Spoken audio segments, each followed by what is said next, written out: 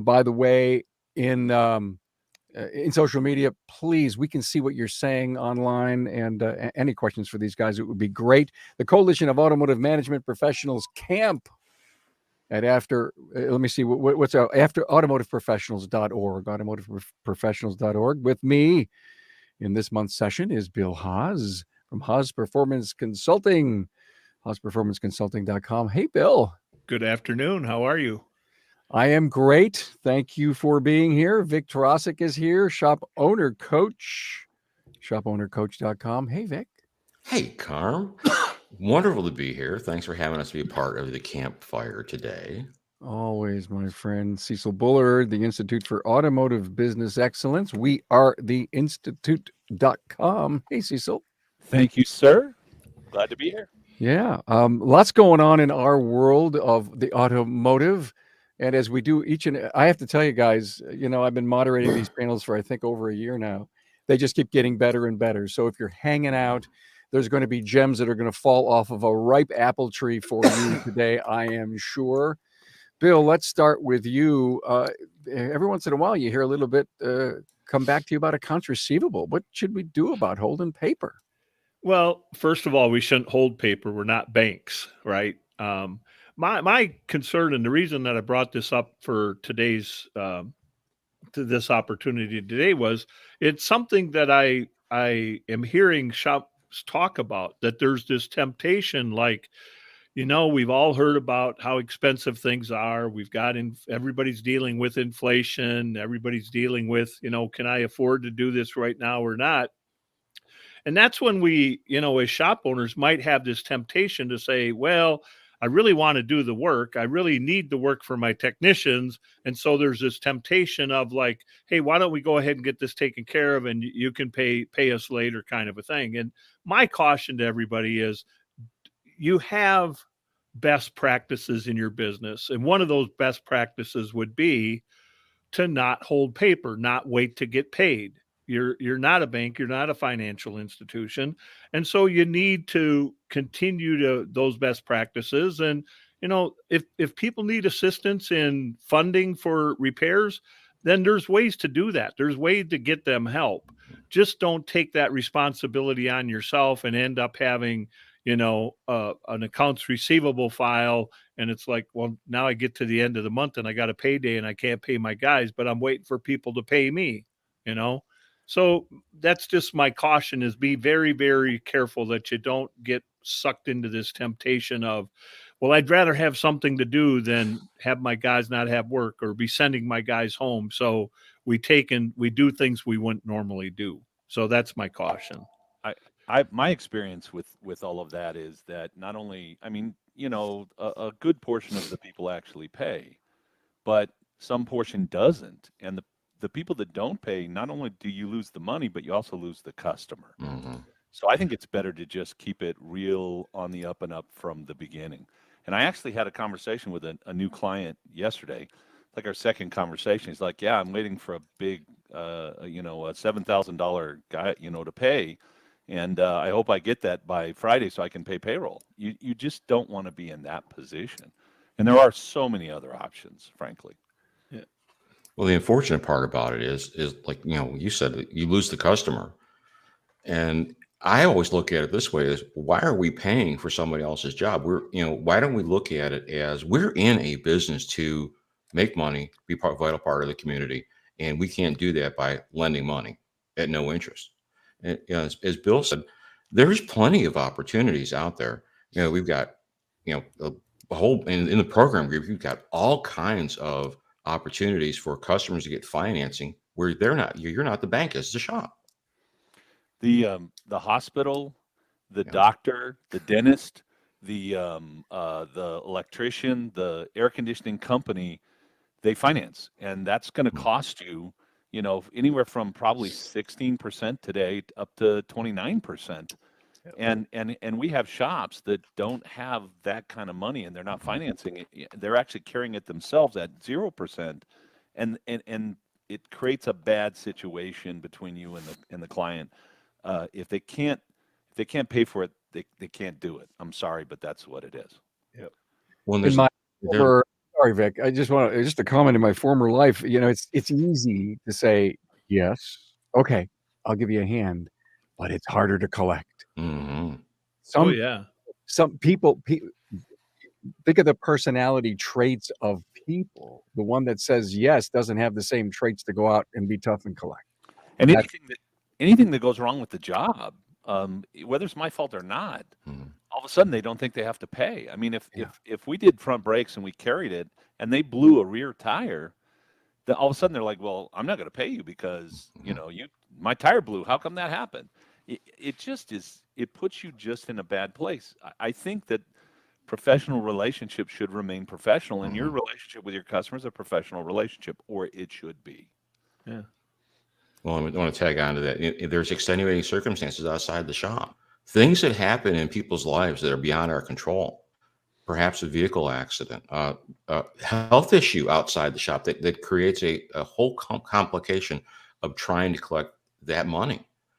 The shop owners are fully in control of collecting the money at the time that vehicle is completed. That is when they have the ultimate amount of leverage. And like you said, Cecil, the very thing that allows them to lend money, or maybe it was car, you're not going to be a collector at. And I speak from that personally. In my early days, I have had plenty of vehicles went out the shop, didn't get paid for, and I'm still holding the paper on it. Hey, 25 we years got later. a great comment from Keith Brown. I don't lend money, and the finance companies don't Mhm. repair cars. Yeah. That's a good one. Yeah. I mean, Somebody told me a long time ago, I made a deal with my banker. He won't fix cars and I won't borrow money. Yeah. no, you won't loan money. You Or I won't loan money. Yeah. Excuse me. Yeah. Right. I think the discussion here focuses on stay in your lane. Mhm. No, do what you do. Right. Do what you do best. And so you're right. Guys, remember to the industry, accounts receivable is being a bank and you're not. That's it. That's simple. And if you Yeah. do have a fleet that you're doing business with, you need to plan on that financially, number one, and you need to make sure that that accounts receivable it comes in. You want literally for them to have a card that they use with you, not to carry. Mhm. Yeah. Right. And there are so many ways for that to happen. It's just a bad idea to have accounts receivable. Period. So, guys, another topic, if I could throw it out here for everyone, what kind of adjustments do you make when you're short-staffed? I'd love to just add my 3 cents here. When we were short staffed or when we had a holiday, we didn't make adjustments to the goals. Mhm. We expected the rest of the staff to pitch in because if I'm going to take a vacation, then my two service advisors are going to make sure everything happens the way it's supposed to.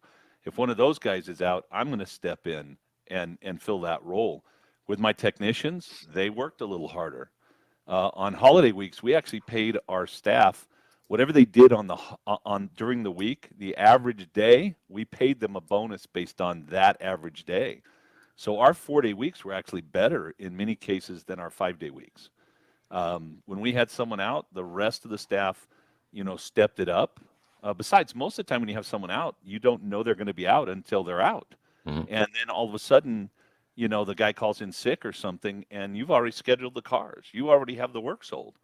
So we picked the pace up. We did not lower the target or the goals in our business. Well, Yeah, and I would never suggest you change the goals, of course, but I think, and I'm not looking at this like somebody's called, we've got a normal week and we've got a normal amount of staff, and somebody calls in sick tomorrow, and that what does that do to tomorrow? I'm thinking more along the lines of look at all the shops that are out there today that could use a technician or two technicians, or they could use a tech and an advisor. I mean, they're really short staffed in terms of do they have the manpower to serve all the customers they need to serve and produce what needs to be produced? And it's that kind of thing that I look at and go, what kind of adjustments are shops prepared to make? Not for the short term, but more for the long term. That hey, when we're looking for a tech, it might be a month or 2 months before we find that tech. So there's a period of time here that can we do anything scheduling wise, or I mean, one of the things that I found is reduce the number of oil changes. Mhm. Yeah. Keep your people focused on doing the work, right? That's most profitable. Get the car in the shop, stay in the shop. And it's like, you have to be careful that you don't have so many of the minor services that, your average hours per repair order and your average sales per repair order is just dropping. And so I think you have to, evaluate it in terms of how do we get the best out of what we have right now until we're back up to being fully staffed. I think I agree with you 100% in that circumstance. I think you also maybe get rid of like big jobs that tie Yeah. people up, right? And you do the middle stuff that pays you the most. Yeah. But I will tell you, I've had more than one conversation with an owner who wanted more productivity from his guys. His guys are giving him 11 hours worth of production a day, 10 hours a day, and he's upset because they want to go home at 5:30. And I think that's a mistake. I mean, if your people are really putting out, they shouldn't be required to stay late at night just because you've overscheduled. And I think that's a good point, Cecil, because I think the real risk there for that owner is they're going to lose those people. Well, we were kind of having the conversation about some of the online banter about how bad owners are, and how techs are somewhat negative right now about owners. And I think it comes from that kind of an attitude. You need to be realistic with your people. You need to have a realistic expectation that they agree to, and making them stay, till 7 because you got a job that didn't get finished.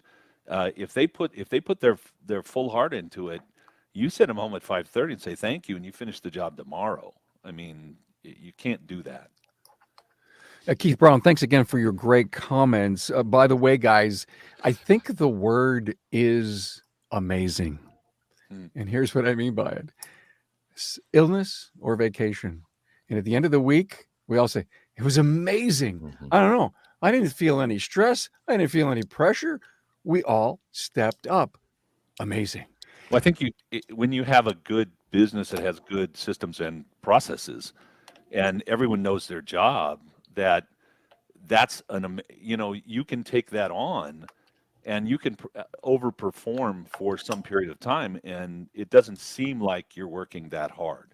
And I think that's what you're talking about. Yeah. And unfortunately, there's a lot of small businesses, I would say probably not just automotive, that their systems and processes are not good, and they haven't taught everyone what their real job is, to create flow and productivity, etc. And that's when you lose somebody and it kills you, instead of, oh, we lost somebody for a couple of days, or maybe we're shorthanded for a month, but the guys step up, because the systems and the processes are there to make that happen. Well, and adding on to that, the culture. You have a culture that encourages others to step into that void. They produce a little harder. They work a little harder to make up the slack. And like, Bill said, it's just for the short term. So what is your culture? You have a culture that they're a go-getting culture. Have you created that? Are you a go-getter as the leader of the shop? That is going to really answer that question, whether you have a go-getting culture. I think if you're smart too, you cross-train. Yeah. So, if you have a driver that picks up customers and parts and stuff, you teach them how to do estimating. Right. You teach them how to answer the phone properly and to schedule something, because you might need them in that position for some period of time. Not all the time, but some of the time, right? So I think cross training is really important also. Well, we just had that conversation earlier today with a shop where we just lost a technician who did all the wheel alignments. Mm-hmm. Who's going to do wheel alignments? Nobody knows how. Nobody knows how to do wheel alignments, right? Oh. So now it's like, typical, we're going to react to, now we don't have anybody to do alignments. Who wants to be the guy to get trained to do alignment? It's like, we should have done that a year ago, that we had that in a fallback position, that if something happened to our alignment tech, someone else could step in and still do alignments. I mean, it's like part of that conversation was, well, what did we do when he got sick? What did we do when he went on vacation? We just didn't do alignments. I'm like, that's not good business. Mm-hmm. No, it's not. No. And I think it's the other a lot of shops have that one guy that's their one diagnostic guy or their one guy that does alignments. You don't want that. You want to constantly be training your people to be A plus techs, even if Yeah. they're not. You need, and if I can never believe when I hear from a shop owner, well, my techs won't go to classes. They won't Yeah. go to education. They won't take tests. It drives me nuts. You Sure. know, if you in my business, if you don't go to training, you don't stay in my business Mhm. because I can't have one great tech because who knows what's going to happen. I lost Well, this year so far. I've lost 3 guys that I know and knew pretty well. They just died. All and healthy, all look good, drop dead. and to add on to that, Cecil, I mean, going back to this alignment thing is it's not just going to the training. It's there has to be a training plan. The Yeah. plan is who's going to be the next person or the additional person to have that knowledge to be able to do the alignments in that fallback position, right? That's not going to happen without a plan. And I think that becomes more and more important as time goes by because we are not, as much as we want to, we're not keeping the techs that are coming in. We're not keeping enough of them. We're not building enough A techs in our industry. And so I think that training plan and that plan to have someone pick up another skill set is going to become more and more and more important as we go. Yeah. You know, when it works, go back to my word amazing. And we're sitting here, if it's not Friday afternoon or it's Monday morning, we say it's just amazing how we got through the week under the pressure that we were under.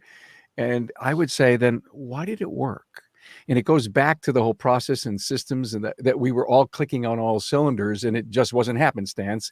This was really scripted, guys, and you stepped. Yeah, and I think Vic said it's kind of also a culture where people step in automatically. And I also in my company don't have anybody that says that's not my job, right? Right. So I might Right. need it might need to be your job for the next 2 months. Sorry, but I've cleaned toilets that Mhm. if they need to be cleaned and there's nobody here to clean them, and I'm the only person, I'm going to clean the toilet. It's how it Everybody's works, down. right? Yep. Boy, so true. Hey, guys, look at the last couple of years have been phenomenal. Could be Mhm. the F word for that. And Vic, do you see it continuing? Do we need to pay attention to something different? Well, it could continue, Carm. It could. But, last couple of years, we've had some of the most amazing growth this industry has ever seen. And here's the challenge that I see as a coach. We can get comfortable with that. It's going to be this way. Let good times roll. Well, the good times don't always roll. And we need to be intentional about our business growth because the merry-go-round will stop at some point. We will stop. We will see business slow. We will see it's going to happen. When? I'm not a prognosticator. Can't say when. I thought it would happen this year. With inflation and all the things going on in the global economy and people hesitant to spend money, it's just continued. But do we So have a chance as business owners to prevent that? Well, yes, frankly. I mean, what I see right now is that there's a hell of an opportunity for those guys that run their business well. And I see a real separation now more than ever. I mean, I've been in the industry as long as Bill has, which is a long time. Put us together a couple centuries. And at this point in time, I'm seeing more of a separation between the good shops mhm. with the good techs and the bad shops with the bad techs. I mean, I'm just seeing the separation. And if you want to be one of those shops that is able to take care of the opportunity, you need a plan and you need a focused approach at running your business. You need to understand how to run your business, how to be profitable, Right. et cetera. So, Karma, I think that the good times can keep rolling, but I think for some they're not going to because they're not in a place where they can take advantage of what's happening.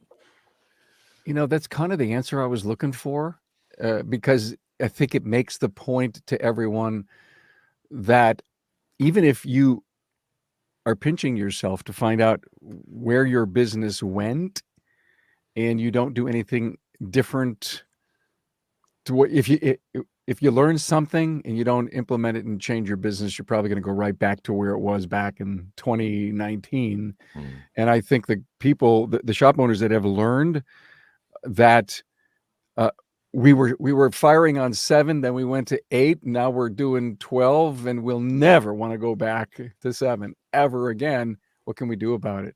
Well, that's kind of another point. Every year, amongst my clients in February, I get some people that are like, "Oh my God, Cecil, things have slowed down. The world's ending," and I'm like, "Okay, tell me what last February was." And they're like, "Oh, we're $20,000 above last February." Okay, then shut up. I mean, no business is going to grow, grow, grow, and grow without valleys. Business and life is a series of peaks and valleys, right? Yeah. And if you do have system process, if you do have good culture, if you do understand how to run your business, you've done projections, you know what you should be doing, you track it, you manage it, all of that, then you're going to have more peaks than valleys, but you're still going to have a valley every once in a while. I think you have to not let some of the valleys get to you. You don't get scared after the first week things are slow, especially if it's February, right? In most parts of the country. Unless you have all your money hanging out in accounts receivable. Yeah, well, that could certainly do it to you, right? I'm broke, and all of a sudden business slowed down. Wait a minute. I'm used to spending money like crazy, and now I can't. Yeah, right. So I think that it's a combination of a lot of things, and I think that you just pay attention to your business and you work hard at it. And I don't mean hard physically necessarily, but you stay consistent, right? Consistent with management, consistent with culture, consistent with cleaning systems, processes, identifying problems in your business and solving those. Or if you can't solve them, finding someone that can help you solve them. Yeah. Right. Well, and you also have to, always be looking for what's next.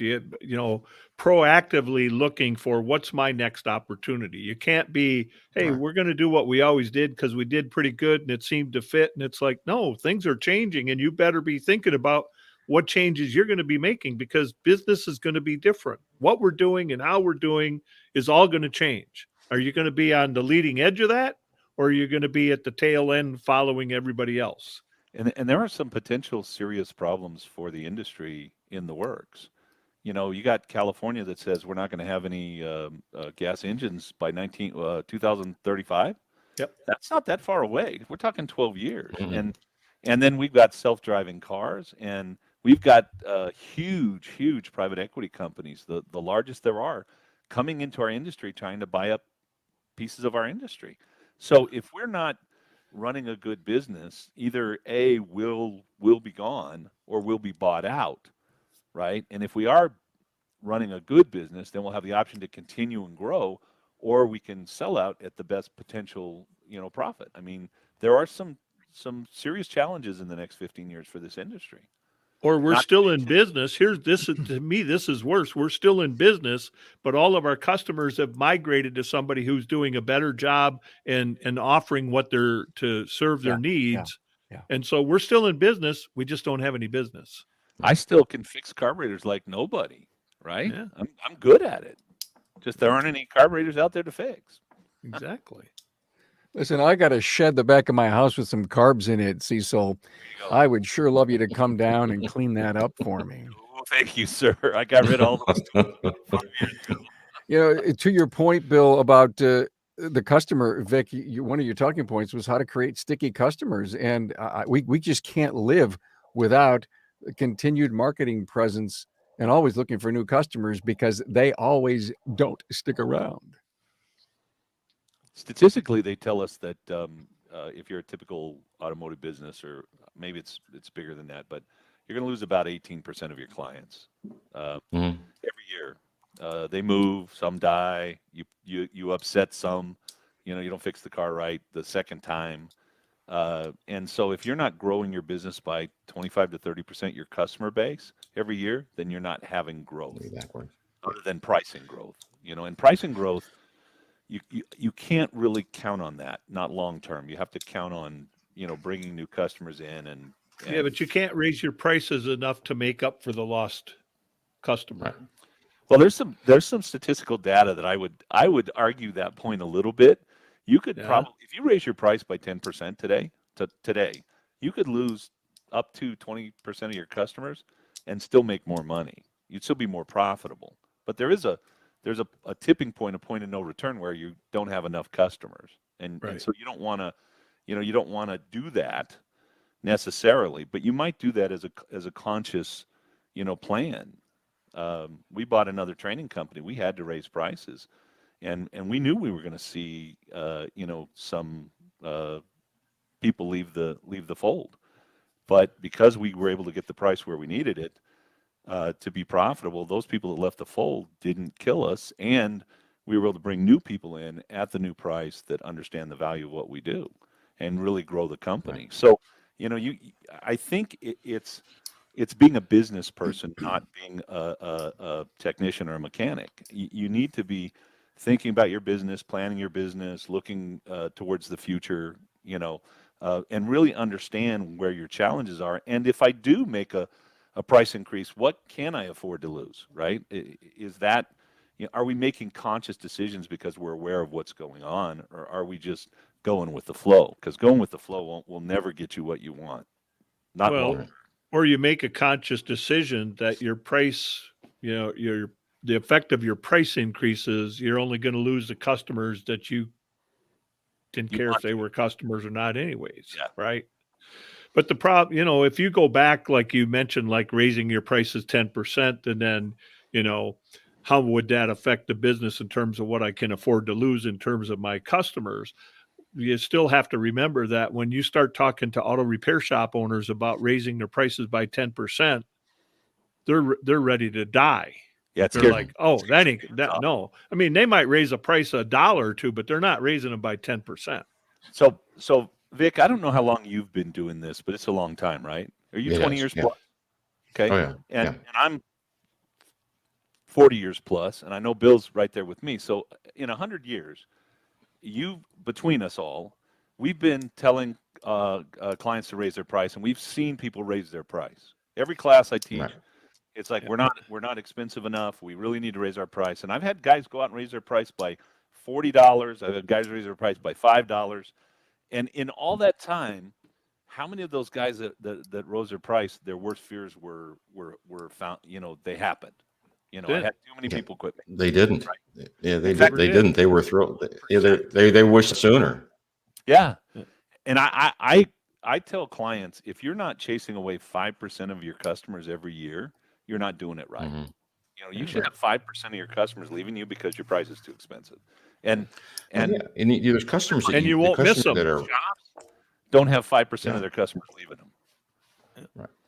Well, and there's customers Hey, you don't necessarily want. There's customers that you want to retain, and the people that 5% are sucking a lot of your effort out The and aren't willing to pay. what is it, Pareto's law, the 80-20 rule, right? Yeah. Yeah, It'll yeah. kill you. hey, before we go too much further, you guys going to be at Vision? Yes. I am. Yes, sir. I'll be there teaching Yes. 2 classes. Yes, I think sir. Bill's teaching a couple, and Yeah. Vic, Yep. you teaching a class? I'm just trolling. I'm trolling the floor. Hanging out? All right. Cool. Yeah, Well, just look at hanging out. if you're going to Vision, please bump into these guys, shake their hand. I'm sure they're willing to give you all kind of their wisdom. That would be kind of nice. This episode will be on our website, automotiveprofessionals.org, and of course up on our Facebook page. And guys, I recently wrote an article because you know how much I love this coaching industry and how critical I believe it is to our industry. It's called Important Benefits You Get by Hiring a Business Coach. Find it on my blog article page on the website.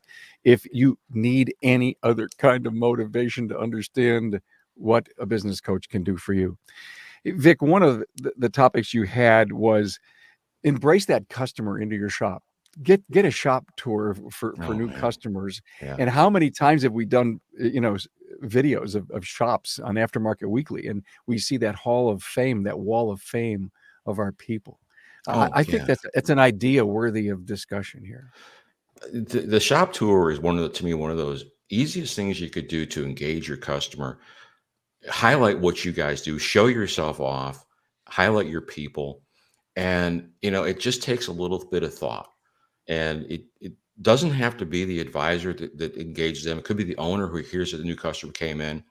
And what I always encourage shops to do is have your wall of fame. A bit about every technician, every person that works in the shop, whether a technician or, general service, even the guy on the floor, working the broom. Then take them out into your shop. As you're walking through, you start to highlight your services. How many lifts you have. Do you offer quick service alignment? You point out the technician's going to be working on the vehicle that day. We had one technician. His name was Lonnie. He was a Filipino. He had just gotten his U.S. citizenship. And one thing, Lonnie didn't like really engaging customers. So when I take him out there, I take customer out there and I said, hey, there's Lonnie over there. He's going to be working on your vehicle. I said, hey, Lonnie. And I said, oh, by the way, Lonnie just got a citizenship. And they're like thrilled. And here's what that shop tour does. It highlights who you are. It highlights what you're about. It brings the customer into your culture. And what's really cool about it is when you go out into days, the customers start to loosen up a little bit. And they start to talk about a little more about their car. And questions come up about how they operate their vehicle, what their needs are. You take mental note of it. Next thing you know, they're going on vacation. They've got kids. You start to create these sticky points. Kind of think about the tree frog. They've got those 5 suction cups. And the more sticky points you have with a new customer, the more that they're engaged with you, the more they understand who you are and why you do what you do, the less chance you're going to have a one and done customer. And I encourage shop owners who, whether you've done it regularly or your shop owner has never done it, do a shop tour. Take the time to do it and learn how to do it, and be surprised at what it does for you. I am so amazed at how many shops don't take the time to do that. Simon Sinek, in his book Starts With Why, talks a lot about why people do business with you. And oh my gosh, that 2 to 5 minutes I'm going to take with that client gives me an opportunity one-on-one to tell them how we think about taking care of their car and why we do things the way we do them, and really sell them on, this is a different business than everybody else that you might take your car to. I mean, it's invaluable, in my opinion. When we teach service advisors, one of the things we teach them is the walk around. Go out with a customer to the car. We worked with a big old tire store, and they if you watch the customer would come in and have to walk all the way across the tire showroom, and then the guys would sit there, the riders, the salespeople would just sit there. And I walked in and I watched that for about 5 minutes. I said, man, these guys got to get off their butts and go out and greet the customer. And so we made them go to the door when they saw a customer. It's all glass. You see a customer come in, go to the door and shake that person's hand as they're coming in and invite them out to their car and start talking about their car, talk about their tires on their car, talk about why you do business the way you do, right? And why it's a good thing that they're here. And you know how many, after you teach this and you understand the value of it, you know how many people actually do it? I mean, it drives me nuts because no, we don't have time for that. We don't have time to have we move their average repair order up by almost $400 just by literally taking that extra minute and a half and going out and shaking the customer's hand. And it was just building the relationship, right? And I guarantee you we increase their sticky points where the customer's coming back to them. And so many shops, they're just in too much of a hurry to get that, get in. And it's just a transaction. It's not a transaction. No, if you see it as a transaction, you're going to have to send out 10,000 mailers every month just to keep your car count up. It has to be a relationship, or it should be, right? Well, you brought up something that I think is really important because, this whole idea of the greeting the customer in person and giving them the tour of the shop and introducing them to people that'll be working on all this stuff's phenomenally important, right? And really valuable. But Cecil just mentioned something that I think is the big takeaway. The shops are busy. And the problem for a lot of the shops is the reality is they're understaffed. They don't have the number of people they need to have in order to do these things that are so valuable and incredibly important. It's like, oh, we don't want to hire another person. It's like, why not? The phone will get answered. Why not? The customer will be greeted. Why not? Somebody will have time to go out to that car and do the walk around with the car. Why didn't we do a walk? Customer comes back with an issue about something that happened to their car. Well, it was there. Well, maybe it was like that before. Well, how come you don't know that? Did you do a walk around? Well, we usually do, but we didn't have time that day. You need to have time to do this stuff. This is what differentiates your business from all your competitors, is being that shop. But I think it also goes back to that thing about, I'm bringing every customer in, right? Yeah. I'm doing these, come in and wait for your car, and we got to schedule 10 oil changes today. And so I've got a lower average repair order. I got to work on more cars. I don't have time to go build that relationship. But if you go build that relationship, you'll have a higher average repair order. You'll have better customers. You'll work on less cars, and you'll make more money. Mhm. And again, I think it's the same thing when we talk about, oh, you need to raise your price. A lot of shop owners, they just shut it down. They're just like, oh my God, that's every coach says that. Well, yeah, because it's the right thing to say. Because it works. But I think it's the same kind of thing. You're like, Yeah. okay, slow the business down.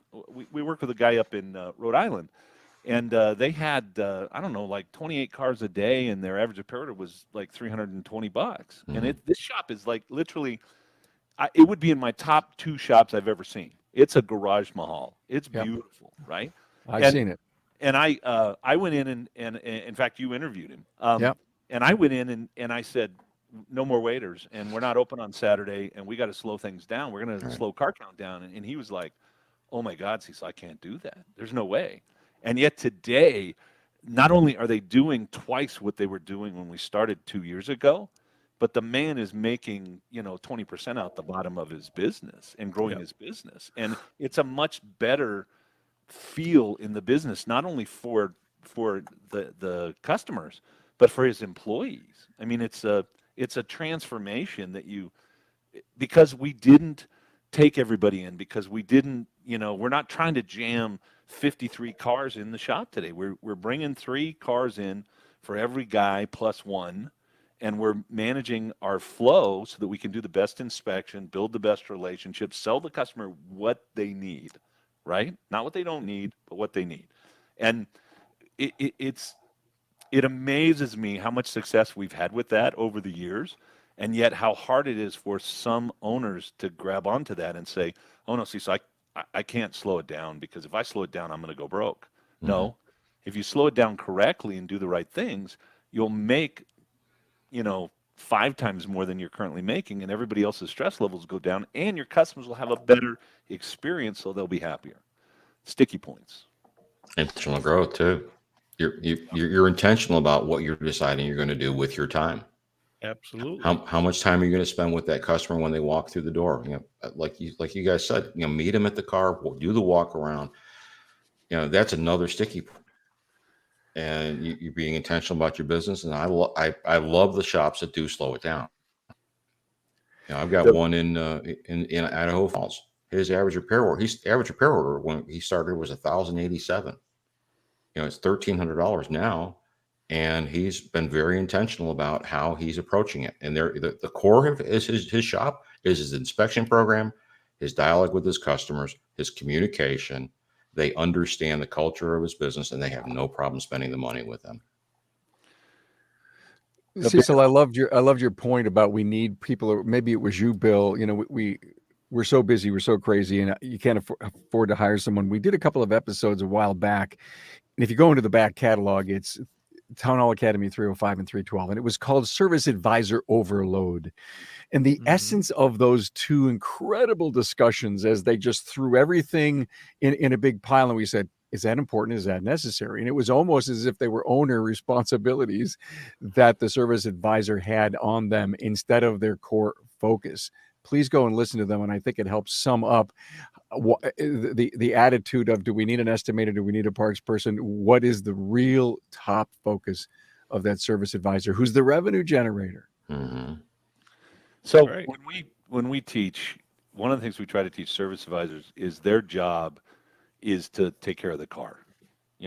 What does that vehicle need? It's their job to make sure it gets inspected, estimated, and the customer gets informed of what's really necessary to take care of that vehicle. Sometimes, as a service advisor, I've got to tell a customer something they don't want to hear. That's still okay, right? That's my job. But also, it's the service advisor and how the customer experiences your business that will bring them back It will make them feel better about spending money and spending more money with you time and time again. And I don't think that enough businesses focus on the customer experience because I'm not charging enough, so I don't have enough money in the bank. My parts margins are off. Even today in a meeting, I had 13 shops. We're sitting in a meeting, and one of the guys is like, "I know Cecil wants 58% in my shop, but we're aiming for 40% on my parts margin." And I'm like, I just want to shoot myself in the head, Mhm. you know. And then another guy pipes up and says, "Well, we're getting 60, right?" And they've got the other shop has higher average repair orders. They don't do any better work necessarily, but they have higher average repair orders. They have happier customers. They have happier employees, and it's I don't have enough money to hire the people I need. I don't have enough money to even keep the techs I have because, frankly, right now I've got techs walking into shops, a tech saying, "I'll come to work for you, but it's $60 an hour," and I've got Mhm. shops going, "There's no way in hell I could ever pay somebody $60 an hour," and I've got other shops that are like, "Sure, no problem," because their labor rates are right, because their margins are correct on their parts, because the service advisors are doing the right things and their business is successful where they have the ability to do that. I think we're all a bit scared of change, Mhm. and I think if we're running our business a certain way, some of us we're stuck in the I'm I know what the evil is. I know I'm going to have to work 80 hours this week. I know I'm not going to make that much money, but it could be worse. So I don't want to experience worse. So I can't raise my labor rate by $10 an hour. You know, it it it it's scary, frankly, for the industry because we are seeing that separation. And because right now, a lot of the discussion online with techs is, I know what I'm worth, and I'm currently not getting it, and I've never been paid it. And as these techs understand their value more and more, the shops that aren't able to take care of them will not have techs. Right. It's going to happen that way, like it or not. I can prognosticate that, Vic. That is one thing I can absolutely prognosticate Yeah. because we're seeing it. I mean, Yeah. we're living it today. Yeah. Hey guys, I have this wild thought. Every time I hear you guys talk, my mind it just it goes right. It's a Saturn rocket, and I was thinking of the shop tour, Vic. Mhm. And I'm an observer. You guys are observers. Trust me, I know that. Did you ever go in for a small procedure, an outpatient patient surgery? Well, when they roll you in, I'm looking everywhere. I want to see. I just want to know what's in there. There's a tank. There's a thing. And I'm looking at technology and all that stuff. I had a cataract thing done once, and I was so impressed with what I saw.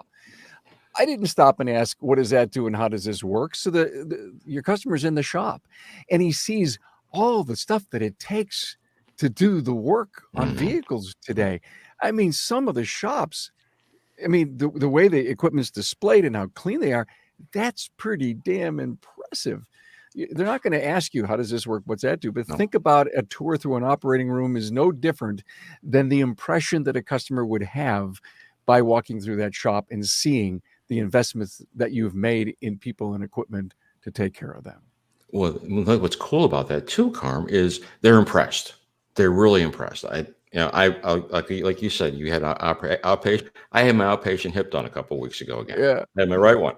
When I rolled me in the operating room, I was looking around and all this stuff. That the surgeon sent me a picture after, in mid procedure, and I was looking at the stuff on his work table, and he was in full garb. I had no idea how all it worked, but I got to see all the stuff that he was using on me, and I was amazed. And it helped me to understand why the darn joint itself was 40 grand, just the joint.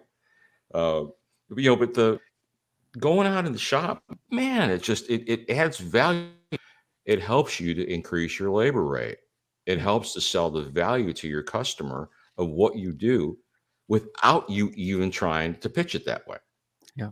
Well, And if and you're you Not that should any be proud to shop show owners do it that. off. You should be proud to Yes. show it off. Oh, I Yeah. totally agree. And it, Yeah. it, it doesn't have to be the garage mahal. It needs to be No. clean. It needs to be Yep. relatively organized. People need to look relatively good. They don't have to be Mhm. perfect.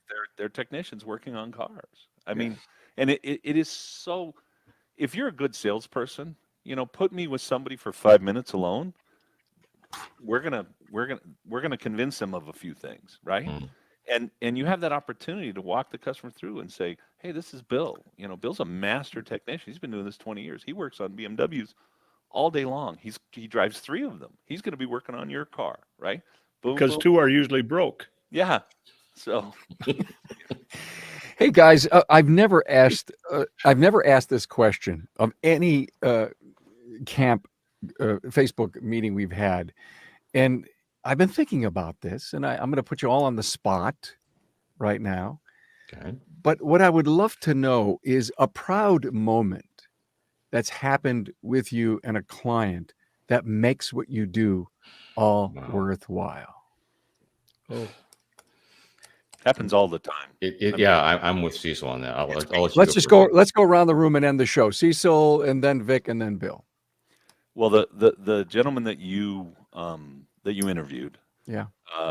We came in and his father was a really important CEO of a big major company, and so his in our first meeting, you walk in, you see this beautiful shop, and his dad is there, and his dad is saying, well, we don't want to be the shop that recommends a bunch of stuff to our clients. We don't want to be those guys, right? And so right away that there's going to be some issues, and so you review the numbers, you spend some time with the shop owner, and you go, okay, here's 5 suggestions, and they're difficult. Raise your price. You're paying for me, you better raise your price so you can cover that at least. And the cool thing is, sometime 5 months later, 6 months later, he goes, I really didn't want to do that. It was really something that I thought, oh no, it's going to really ruin my business. But I did it anyway, Cecil, because you said we need to do it. And oh my God, it changed our lives. These guys, Bill and Vic and I, we change lives, and we change lives almost on a daily basis. Because when you take a shop owner that is struggling, that doesn't have a family life because their business is eating them up, right? It's controlling everything, and they don't have the money in the bank that they need to have. They don't have security, so they're always constantly worried about, how do I pay the bills? How do I make sure that I've got payroll? I gotta stay tonight till 9 o'clock, even though my daughter's got a concert that I should be at. My 7-year-old, and you change their life, which I can give you 50, 100 examples of that, where they make that call to you and they're like, Cecil, I should have listened to you sooner. I should have done this 10 years ago. I don't know why I struggled so hard. That's what the thing that makes it worth doing what we do, at least for me. That's Good for you. everything. Great story. Vic, a proud moment. Wow, I have this client in Central Ohio, and he started out as a GM tech there for 20 years, and then he decided to launch out and start his own shop. And I came into doing coaching with him about 2 years into his business. And initially it was about getting his numbers dialed in and moving things, and he didn't understand them. The proudest moment was, you know what, now I understand why I need to be looking at my numbers. We have a tool that that allows them to go a little deeper into their system. And when he told me what he's doing after hours, during hours, he understands that he has to move from being a technician to running a business, to being that operator. And it was really cool when he said, I get it now. I understand it. And because sometimes it could be a struggle, but I remember when I went from, being a shop owner into coaching, it was like, man, John had to drag me along by my ear in a lot of cases. But when I got it, I know that made him proud, just like when I worked with Jason, and he got it, it snapped. And he's not the only one. I have a number of those, but Jason highlights all the customers that we work with that have said that, because they cross this threshold and they're like, I understand it. Now I understand why I need to raise my labor rate. I understand why I need to pay attention to my business. I understand I'm not a bank. And I understand that customers are going to leave us as we add better customers. And so it's thrilling to be a coach and watch a shop owner who was a tech become a business owner. You guys both know that. Good story, Vic. Thank you. Proud moment, Mr. Haas. The one that really stands out for me is a shop owner that I met. He was one of those guys that he would go to a training event. He would close his shop. He would take his entire staff, and you just kind of looked at him as like, this guy really wants it. He really wants it. He's looking for information. He's trying to make changes and do all the things he needs to do to have a great business. And he came on as a client, started working with him, went and spent time in his shop, spent time with his service advisors, and we had some moments that, like convincing him that he needed to let a service advisor go, and he wasn't going to let the service advisor go. And we worked with this guy for about 3 years, and he made some changes, didn't do everything he should have done. Eventually stopped working with us. And one day, 3 years after he quit working with us, the phone rang, and I answered the phone, and it was him. And he said, "I'm just calling because I have to let you know that I'm finally doing all the things that you asked me to do for over 3 years, and they work." Very cool. Couldn't do it in the 3 years we worked together, but 3 years later, he finally took all of that. I don't, what was the motivation? I don't know, but it's like, it It's- works. Yeah, It's pretty cool too when the spouse, the significant other comes up to you and Mhm. says, "Thank you so much because Yeah. this is a different Yeah. person," and that's a really cool place in time.